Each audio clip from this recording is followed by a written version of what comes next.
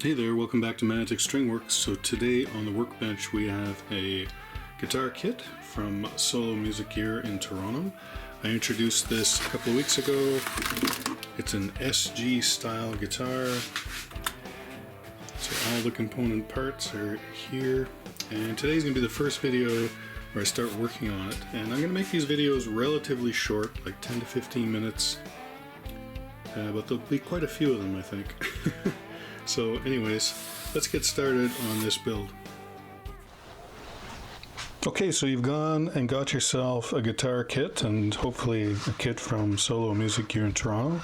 They do a really good job of them. So if you've never built one before, it could be a little intimidating to figure out where to start first. I usually, and this is going to be a set neck, so we're going to glue this neck into the neck pocket. I usually always start with the neck itself since it's loose and easy to get at. And I'm going to check the fret ends. Yeah, these ones are a little sharp, so I'm going to work on those. And I'm going to straighten the neck out. Now, when I purchased this kit, and it's almost a year ago now, I straightened the neck, the truss rods up here, right up in the headstock. So I'm curious to see if it stayed straight after a year of sitting around. And it is dead straight here, which is really good. It's a good sign. So the neck hasn't moved. There's no rocking, there's no nothing, there's no space underneath. So of course this is a 24 3/4 inch scale, a Gibson scale. So that's good. So what I'm going to do with that, oh, that's a loud noise, is I'll work on the frets, clean those up. And again, these ones have filled in fret tangs. So they've cut through the fretboard, put in the nipped back the frets, and then filled on the outside. So the sharpness is just the edge of the frets. So I'll be able to get rid of that. But what I want to check is the angle, and that's one of the first things I'm always concerned about. So I want to know if the angle of the neck is correct and not going to cause some issues down the road. So nothing worse than getting your guitar neck glued on, especially in this case, and then finding out the neck angle doesn't allow you enough setup room. So what I'm going to propose doing here, and let me just fix this a bit. There we go. I'm going to install the bridge. Now, that means I'm going to put the studs in the posts, right, that go in there. So that's for the tailpiece. These ones. I don't need those right now, but I do need the anchors for the bridge. I'm going to put those in because what I want to do is check the angle. Again, like I said, the neck angle, to make sure that there's enough height here. Now, I'm curious, can I push these in by hand? Oh, look at that! There we go. And that's in. Wow. Now I'll take these out at some point, and I'll have to put in a ground wire, of course, right? But I've got that in. Now what you want to do is drop these posts, these thumb wheels, turn them all the way down, as low as they can go. Let me take these tailpiece studs out.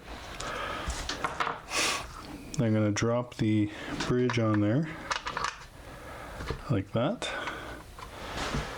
And making sure the neck is in the pocket, it's not tilted up, it's sitting there flat. Oh, I can see it's tilting up a little bit, so I might have to hold it. I'm going to grab a straight edge, so I'm holding the neck into the pocket, and I'll show you the pocket here. I'll tilt it up a little bit, see how it's moving? Of course that's going to be glued. So I'm going to push it down with my fingers. I'm going to take a straight edge, rest it on the frets, and what I want to see is the bottom of the straight edge just touch the top of the saddle. That would be ideal. So again, get that angle right. Look at that.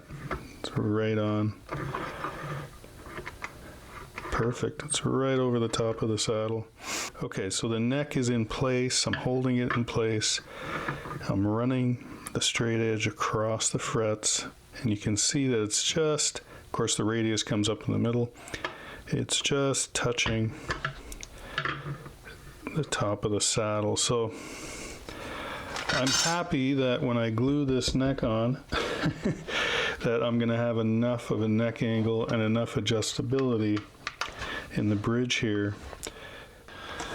So why would I spend the time now to do this, right? You might ask yourself. Well, because I've had it happen to me before where I've gone ahead and just glued the neck on and it just doesn't line up, fit, or anything like that. So I'd rather do this now, double check before we go ahead with anything. Now I'm going to leave, obviously I'm going to leave that bushing in there, but I'll take the thumb screws out. I was happy I could just push that down. It's surprising. And it's not difficult to get out afterwards.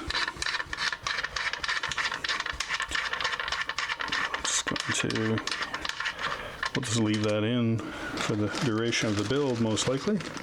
Close that up. Okay, so neck angle's good. Let me take this out. Good tight fit. I'm liking that. There we go. Put that here. We'll move the body away. And I'm going to get after those fret ends. Okay, well, to get after these fret ends, you've seen me use these files before. These two are from Hosco. I buy these at Solomusic, but you can get them online. They're made in Japan. And this file has multi-purpose to it. So you've got a concave section, and these are two different sizes. This one's a little bigger. It's a 3R, they call it, and a 2R, depending on the size of your frets, the width. So you can see that we have a file, a serrated concave bit here, and I'll use the little narrower one, and you just have to go, I'll stay on the 12th fret, the 11th and 12th, and just on the edge like that. And it's nice because it gently rounds over the edge. Already that's so much better. Now these files also have a file edge on the side, so I can use this file to clean up that edge a little bit. And you can hear when you're hitting wood and when you're hitting metal. Metal, a lot sharper sound, no pun intended. And of course you can use these files too to round over the edges like this in this motion.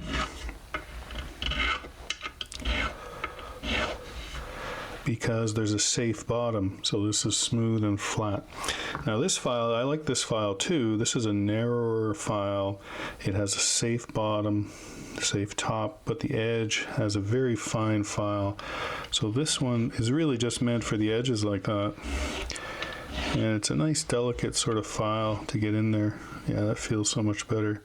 So if you don't really have a bit of that tang or the fret hanging over the edge, this file works nicely just around those edges. But normally what I'll do is I'll take these Hosco files with the concave file, and I'm going to go over each fret and, oh, listen to that. So you want to go over it a few times until that noise sort of goes away. There we go, and it's smooth. Yeah, that's much better. And then I can turn this file over, and I can just give it a little shape on the end. And always use your fingers, right? Just go over it. And just a little bit on that end. Sort of like an overhang a bit. There we go. And I can come back with the little finer file. Just get right in there a bit. Okay, so I've got a lot of frets to do, so I'm just going to continue along the neck here, and then I'm going to just give these a quick cleaning. When it's installed on the guitar, I'll clean them up a little better, but I'll show you that. Okay, well, I'm sure you've seen me do this a lot if you watch the channel, and I hope you do, and I hope you're subscribed. So these frets come from the factory. You know, they're probably, yeah, I can feel the crown on them, so that's good. So I'm just going to take a 400 grit. This is again, Hosco, made in Japan, fret eraser, and this is the 1000. And I'm just going to go over the top here. And already, that's a big difference. So this isn't going to reshape the top of the fret or anything like that. It's light enough grit. Really all I'm getting rid of here is corrosion that's on that fret. You know, just from shipping and packaging and all that. So these are not stainless steel frets. They're nickel, some sort of nickel steel combo. I'm not pressing down hard at all, just lightly going over it. Again, like I said, once this is installed on the guitar, I'll go over it another time. Okay. I usually like to just clean off with a brush, keep around, and then I'll use the 1000, same way. Now you can count the strokes, so you're doing them the same on every one. You know, 1, 2, 3, 1, 2, 3, 4, 5, or count seconds or something. But like I said, you're not really changing the profile, the crown of the fret at all. You're not pressing hard enough, and the grit isn't aggressive enough for that. Wow, these are looking a lot better just with this here. Okay, well, we did that in a couple of minutes. Put that away. Now I can go after them with some steel wool, but I'm not going to do that now. I'll do that, like I said, when I'm doing the final setup. But already, this is looking so much better, I think. You can see the shine in the light. Yeah, nice. Okay, well, I think that's all I'm going to do for this video. It's like I said, they're going to be short and sweet, just showing you some of the steps. So we verify that the neck angle in the pocket, everything works well with the bridge, which I'm happy about. The neck has stayed straight and stable for almost a year, just sitting around. So that's a good sign. I've just quickly cleaned the frets, and I've done a few of the fret ends. I haven't done them all, but I'm going to do the whole neck now. But yeah, so next, you know, every time you get one of these kits, there's always something, right, that pops up. So you'd be methodical with them. I know you're anxious to just slap it all together, but really you want to do it step by step. You check things as you go, and that way you avoid having to make some major adjustments or having a big heartbreak later on. So, all right, thanks again for watching. We'll see you in the next video. Don't forget to like and subscribe. That's really important, and it really helps the channel, and I appreciate it a lot. All right, take care. Bye for now.